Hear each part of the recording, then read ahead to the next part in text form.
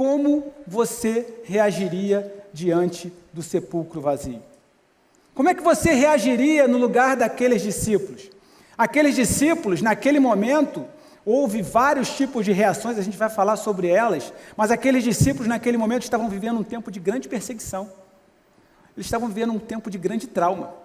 Trauma pela morte de Jesus. Trauma pela morte do seu Messias. Trauma pela morte do seu mestre. Não simplesmente a morte, mas da maneira como aconteceu a morte. Uma morte que foi decorrente de uma traição. Uma morte que foi decorrente de uma perseguição. Uma morte que foi sofrida. Uma morte que teve muita dor. Uma morte que teve muito derramamento de sangue. Uma morte que talvez tivesse matado toda a esperança deles. E eu queria que a gente caminhasse sobre a reação de cada um deles, daqueles que estão descritos no livro de João, no capítulo 20. Eu queria que você abrisse a sua Bíblia em João 20, e a gente vai ler dos versículos de 1 a 10. Vamos caminhar e vamos descobrir aonde está a nossa fé em comparação, em relação à fé daqueles discípulos. Abra sua Bíblia em João 20, vamos ler do capítulo 1, do versículo 1 ao versículo 10. Amém? E diz assim: no primeiro dia da semana, bem cedo, estando ainda escuro, Maria Madalena chegou ao sepulcro e viu que a pedra da entrada tinha sido removida. Então, correu ao encontro de Simão Pedro e de outro discípulo, aquele a quem Jesus amava, e disse: tiraram o Senhor do sepulcro, e não sabemos onde o colocaram. Pedro e o outro discípulo saíram e foram para o sepulcro. Os dois corriam, mas o outro discípulo foi mais rápido do que Pedro e chegou primeiro ao sepulcro. Ele se curvou e olhou para dentro, viu as faixas de linho ali, mas não entrou. A seguir, Simão Pedro, que vinha atrás dele, chegou, entrou no sepulcro, viu as faixas de linho, bem como o lenço que estivera sobre a cabeça de Jesus. Ele estava dobrado à parte, separado das faixas de linho. Depois, o outro discípulo, que chegara primeiro ao sepulcro, também entrou. Ele viu e creu. Eles ainda não haviam compreendido que, conforme a Escritura, era necessário que Jesus ressuscitasse dos mortos. Os discípulos voltaram para casa. Feche seus olhos. Vamos orar ao Senhor para que Ele fale conosco nessa noite. Santo Deus, te entregamos essa noite, Pai, e te pedimos, Senhor, para que o Senhor possa falar aos nossos corações e para que o Senhor possa me usar como teu porta-voz. Em nome de Jesus, amém. Meus irmãos, o que eles estavam vivendo naquele momento? Como eu falei para vocês, eles estavam vivendo o trauma de uma grande perda. E aí acontece, no início do capítulo 20, diz que Maria, ela acorda cedo ainda à noite e sai para visitar, para ver o sepulcro. Talvez para poder honrar, por gratidão, Jesus, por tudo que ela tinha vivido com ele, ou por um costume judaico de visitar, de levar especiarias, de tirar, de fazer com que o corpo não ficasse em completa decomposição. E Maria foi, em completa decomposição com o cheiro natural. Maria foi levando especiarias, talvez. E aí, quando ela chega lá, Maria se depara com um túmulo vazio. E aí Maria se depara com um túmulo vazio, a percepção que Maria tem é que roubaram o corpo de Jesus. E o que Maria faz? Maria volta, Maria vai avisar a Pedro e ao outro discípulo a quem Jesus ama, e outros evangelhos falam que é João, e aí vai avisar a Pedro e João, esses, percebendo que havia uma evidência de que o corpo de Jesus não estava ali, saem correndo. João, talvez por ser mais novo ou por estar em busca de evidências, saiu correndo na frente, chega, observa, abaixa, mas não entra.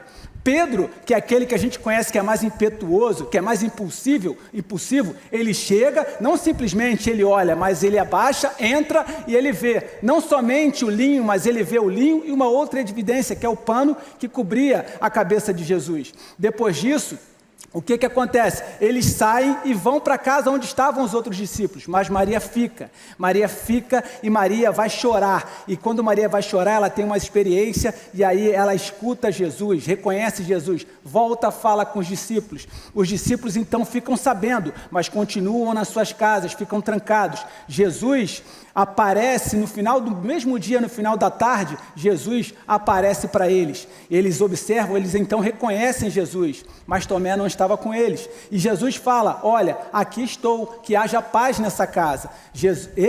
Uma semana se passa, eles falam com Tomé, mas Tomé diz, eu só vou crer se eu puder tocar, se eu puder ver. E aí, o que acontece? Na semana seguinte, Jesus volta, a casa trancada de novo, Jesus entra, fala com Tomé, Tomé, olha só, toca aqui. Tomé toca, Tomé crê.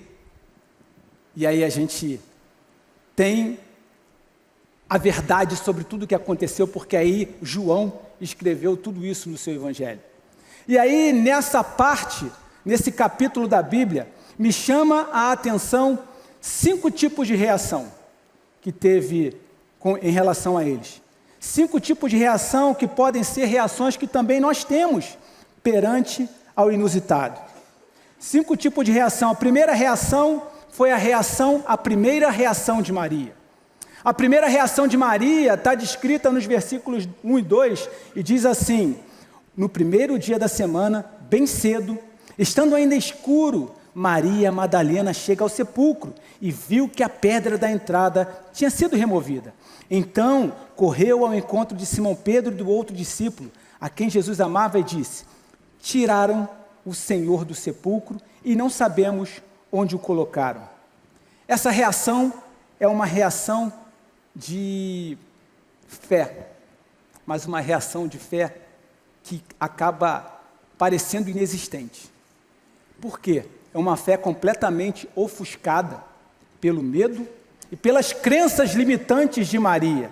Sim, crenças limitantes, porque como eu falei para vocês, havia um sentimento grande de perda com eles. E aí Maria, ela vai em busca do corpo morto de Jesus. Só que ela chega e ela já não vê mais o corpo morto de Jesus. Talvez, se Maria tivesse ido atrás para poder ver o Jesus vivo, Maria teria tido uma outra experiência do que aquele medo inicial. E aí o que ela faz? Ela vai chamar. E algumas palavras me chamam bastante atenção nesses 2 versículos. A primeira diz, as 2 primeiras palavras que me chamam a atenção são bem cedo. No primeiro dia da semana, bem cedo. Por que Maria foi bem cedo para ver o corpo? Talvez pelo sentimento de perda, talvez pelo medo de ser julgada pelos judeus, talvez pela vergonha de ter tido o seu Messias morto como um homem normal, talvez pela dor que tinha. Ainda no escuro, diz um pouco mais à frente, esse escuro ali falava sobre uma condição do dia, mas eu posso dizer para você que talvez fosse também uma condição da alma de Maria. Talvez Maria, por tudo aquilo que ela estivesse vivendo, ainda estivesse no escuro. E aí fala que ela vai ao sepulcro. Como eu falei para vocês, sepulcro é local de gente morta. Sepulcro não é local de vivo. E aí ela vê que a pedra, que não era uma simples pedra, era uma grande pedra, como é falado no Evangelho de Lucas. Aquela pedra foi removida e ela diz, e aí João diz que tinha sido removida. João, ele não viu inicialmente. Então esse tinha sido removida foi Maria. Então quando a gente vai com medo, quando a gente vai buscar alguma coisa do Senhor, alguma coisa não viva do Senhor, mas alguma coisa morta, tudo aquilo que é a ação do Senhor sobre a nossa vida, a gente acaba não enxergando, não percebendo. Porque a gente fica simplesmente focado no negativo, a gente não foca no vivo, no positivo. De repente, se Maria tivesse ido buscar o corpo vivo, se tivesse ido buscar o Jesus vivo, Maria inicialmente já tivesse tido uma grande experiência.